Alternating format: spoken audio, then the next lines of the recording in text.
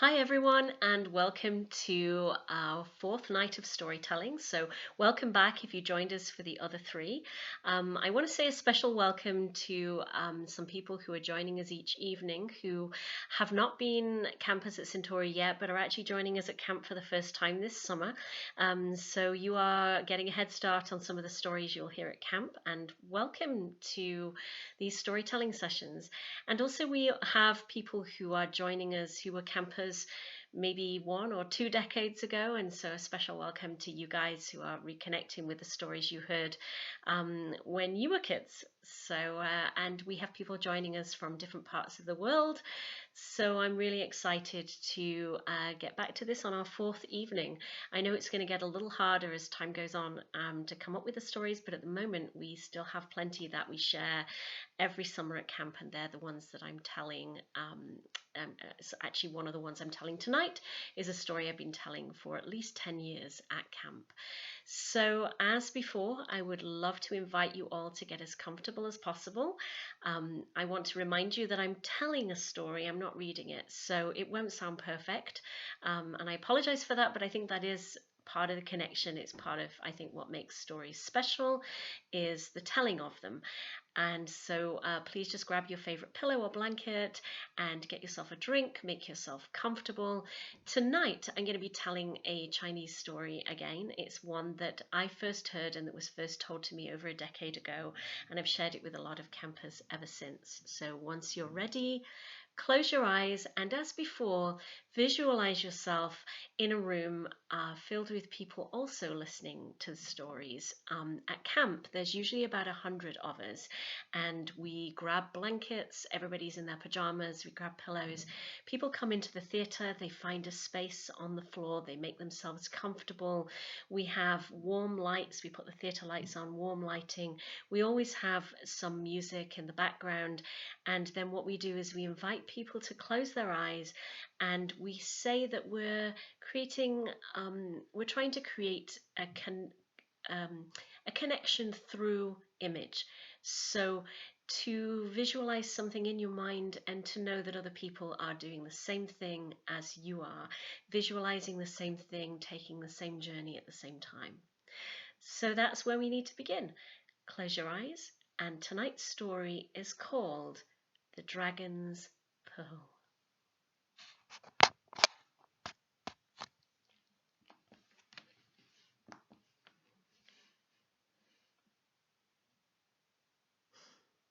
And I'm just going to start with the music here. This is actually really one of my favorite pieces of Chinese music. It's the Butterfly Lovers, and I know some of you will recognize it. Once upon a time, a very long time ago in China, there lived a boy called Li Wei. Li Wei was a very happy boy, but he'd grown up without parents. He'd grown up living just with his grandmother, and he lived in an area of China where they depended upon crops for their survival. And Li Wei would go to school during the day, he had plenty of friends, he would come home at night, and he lived alone with his grandmother in a cottage on the edge of the village. Li Wei had a happy life, but he always felt a little different because he lived alone with his grandmother. And whenever he wondered if he lacked something because he had no parents, his grandmother would say, "Li Wei, you are special, and one day you will do something special to save this village." And Li Wei would say, "Well, how can you know that? How can you know I'm special?" And she would say, "This was a prophecy spoken by your parents. One day you will be special and you will do something to save everyone in this village." So Li Wei would think about that sometimes at school when he was doing his lessons or when he was playing with his friends. And he did indeed feel different. He felt as if his destiny lay outside of the village somehow.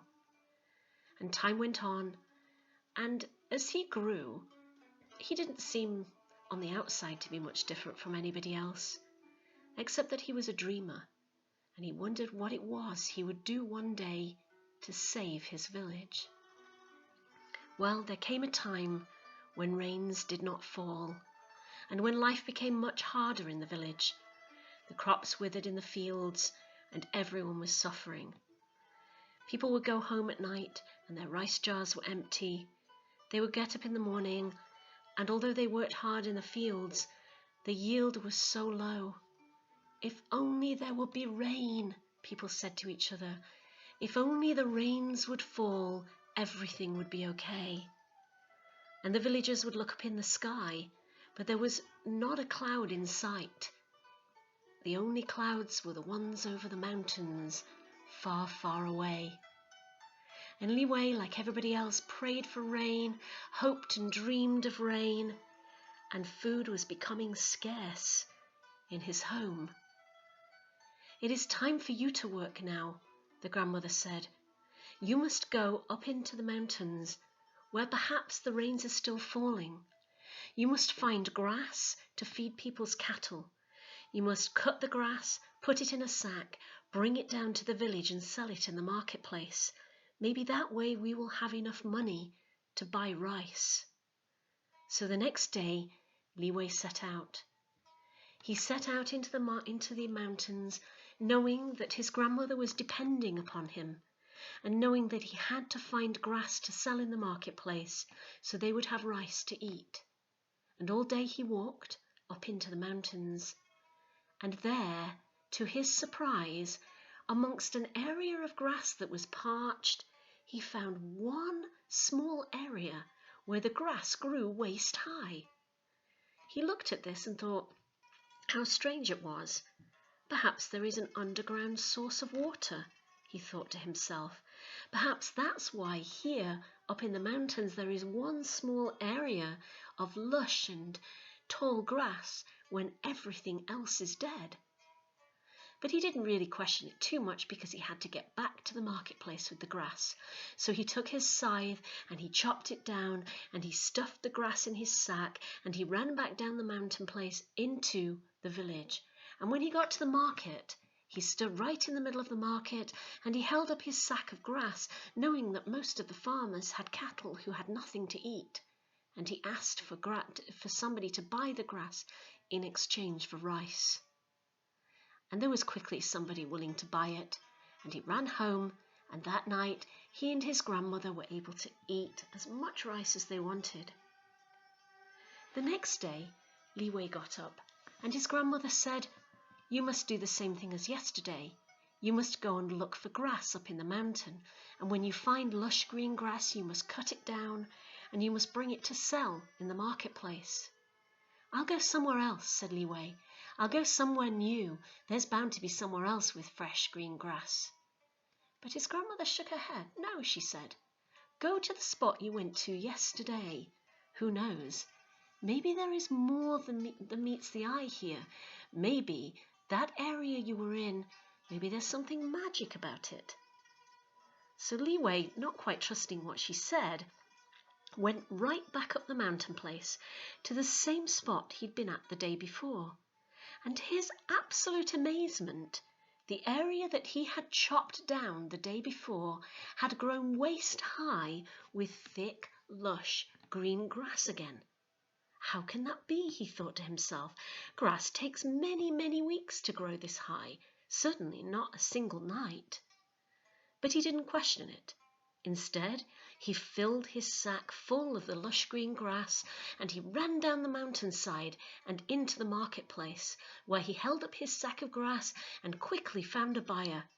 And he took the rice that he got from the transaction, went home, and he and his grandmother ate very well that night. The next morning he said to his grandmother, "Perhaps I should go back up to that same spot, for there is surely something magical about that area." "Absolutely," said his grandmother, "but this time when you chop down the grass, you need to look very carefully and see what else you can find." So Li Wei ran up the mountainside to the area where he'd found the grass the 2 preceding days. And he reached the spot, and sure enough the grass was waist high again. And he chopped it down, and he stuffed the grass into a sack, and then he remembered his grandmother's words, and he got down on all fours, and he searched around to see if he could find anything unusual in that space. And sure enough, where the grass had been, he found a single milk-white pearl. He held it up with his fingers and he thought, wow, with this pearl, I can go to town, I can sell it, and we're going to have enough rice for several days, maybe even a week or 2 weeks. We will not go hungry. Maybe this rice will give us enough food to eat until the rains come.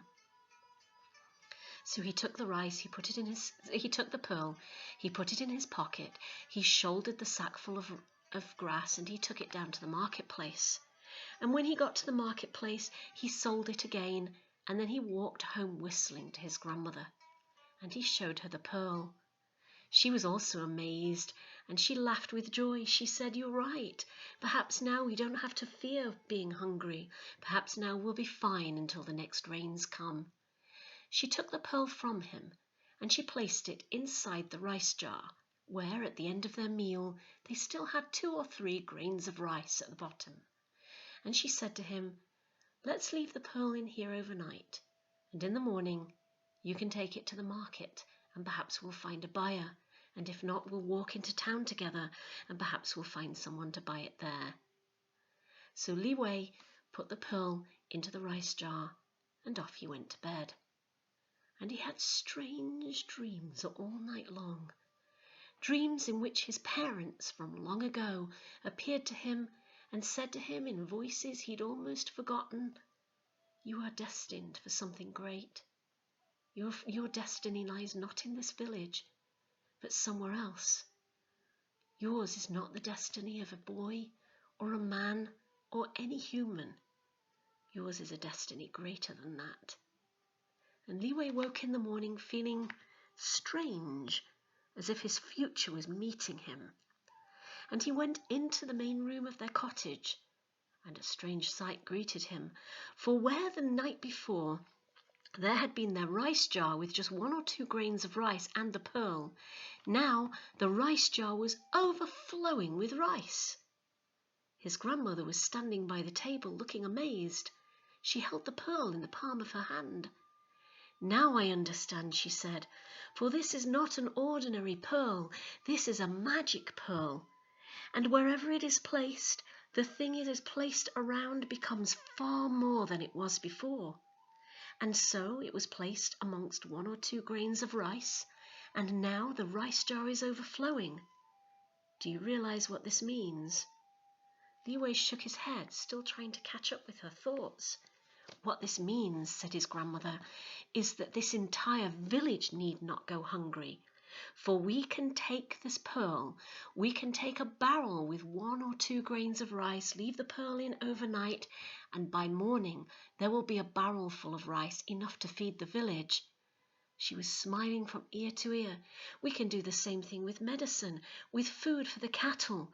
Li Wei, nobody is going to go hungry. We will all be fine until the next rains come." Li Wei smiled a big smile. "You're right," he said. "This is a magical pearl."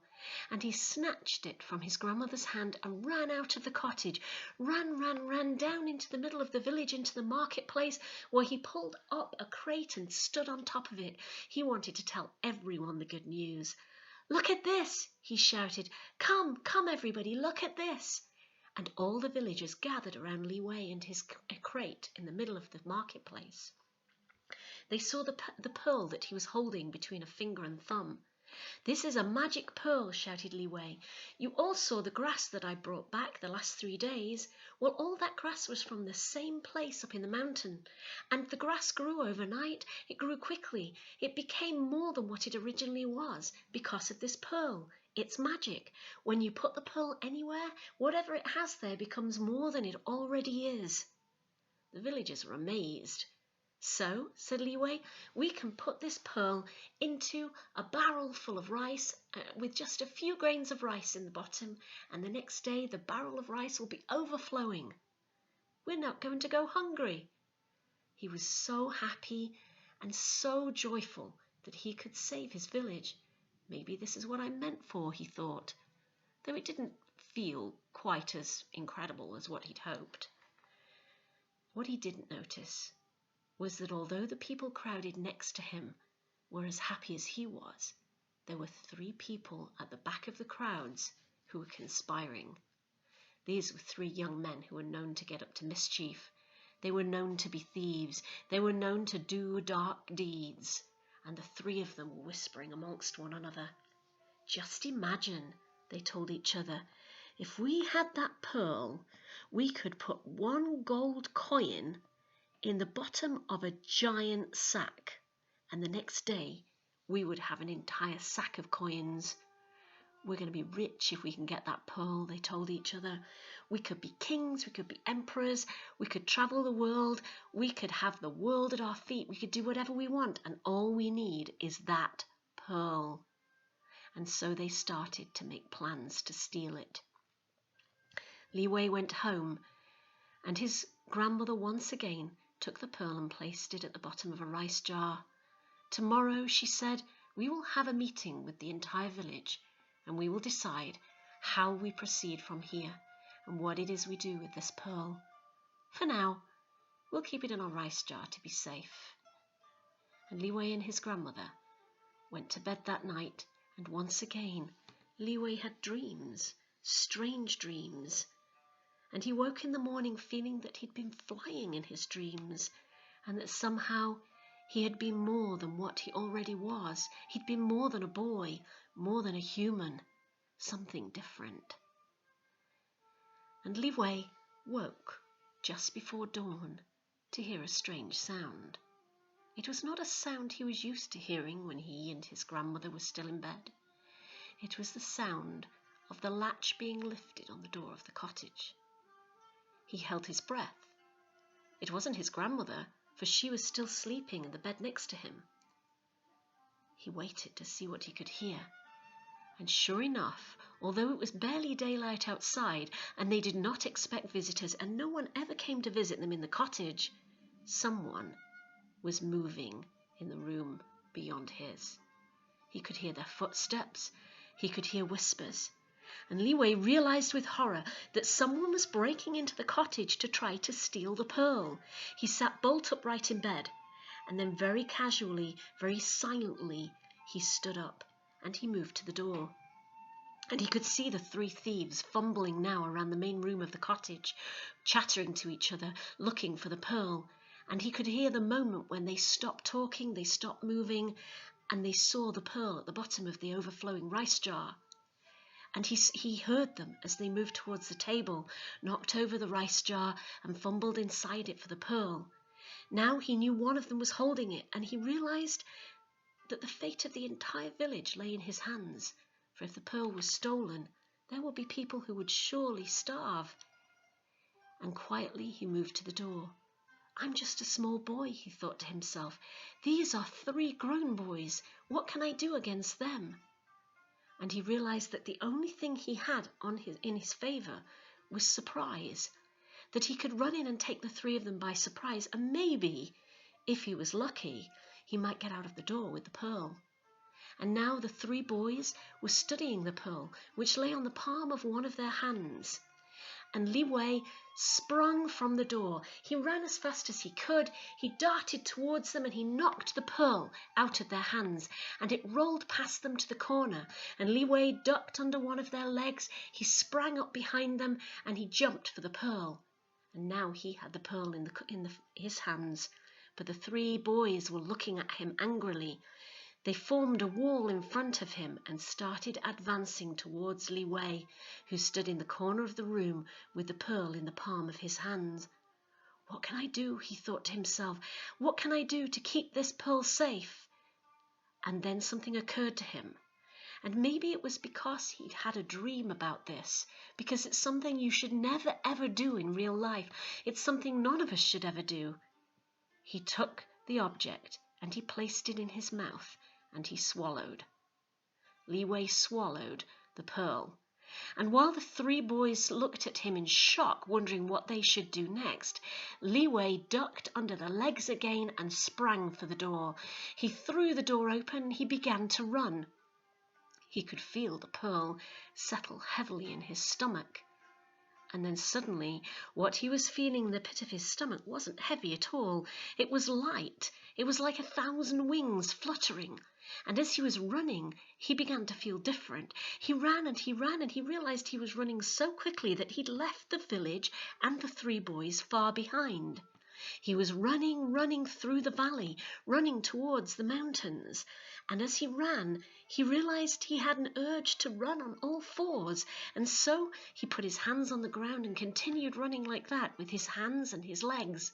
And he ran, and everything was moving so fast. He realized he had greater power than he'd ever had as a runner before. I'm changing, he thought to himself. What is happening? Something is happening to me. And he was galloping now. He was running faster and faster up into the mountains. Suddenly he realized he'd crossed to the area where he'd found the grass, even though it had taken him many hours to do so the day before. And he was running higher and higher up into the top of one peak, and then down the other side, up to the next mountain, and down the other side, through the mountains, one peak after the other, until he saw something unexpected glittering ahead of him. It was a lake. High up in the mountains, a lake glistening in the sun. And when he came to the lake, he realized he was terribly thirsty. And he stopped by the banks of the lake and began to drink. And he drank, and he drank, and he drank. He gulped the water down, and his stomach seemed never-ending. It seemed bottomless. He continued drinking for what felt like a day, until his thirst was finally quenched, and where there had been a lake, there was now just a small pond. And it was only then that Li Wei opened his eyes and looked into the water that was left in front of him. And what he saw, when he stared at his reflection, was not a boy looking back at him. It wasn't a human at all. What he saw looking back at him was the face of a powerful dragon. And Li Wei realized he had been transformed by the pearl, that what he had been multiplied. His strength, his courage, his size, his wisdom, his power, his ability to do everything had been multiplied by the pearl. And Li Wei, high up on the mountain top, unfurled his great dragon wings and leapt.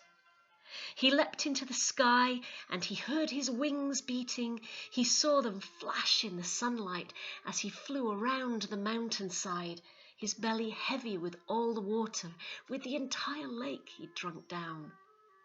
And then he flew down out of the mountains. He flew and he flew until he flew over the top of the village that had been his home. And it was midday now, and everybody in the marketplace looked up to hear the beating of gigantic wings and to see the huge dragon overhead. "It's a dragon," they shouted to each other joyfully, for a dragon is always a good thing to have. And the dragon flew once around the village, and then Li Wei opened his powerful mouth, and where you may have expected flames to come out, what came out instead was all the water he'd drunk, the entire lake he'd drunk up in the mountains. He opened his mouth, and it rained down on the village, all the water he collected falling as droplets of rain. And the rain fell, and the children shrieked and ran in it, and the adults danced in it, and they all knew that everything was going to be okay. Because the rain was falling, their crops would grow, the food would grow, the village would be saved. And Li Wei laughed his happy dragon laugh, and then flew on to the next village, which was as parched as his own village had been. And he flew once around it until he caught the people's attention, and then he made it rain there too, opening his great dragon mouth until the water droplets fell out onto the village. And he did the same with the next village, and the next, and the next, until the drought was gone and all the crops were growing in the fields and all the children were dancing in the schoolyards and all the adults were singing and spinning one another in the trees for joy, for there would be no hunger now. And better still, they had a guardian dragon.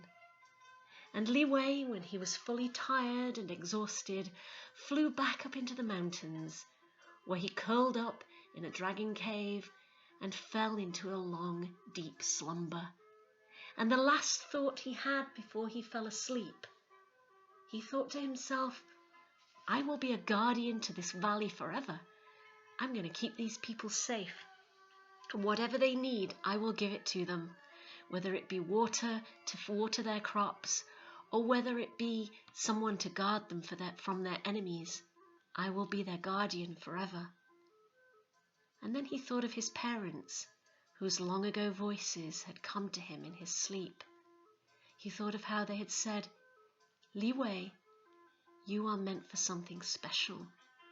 One day you will save your village. And he realized that what his parents and his grandmother had predicted, all of it had come to pass. And that is the story of Li Wei and the Dragon's Pearl.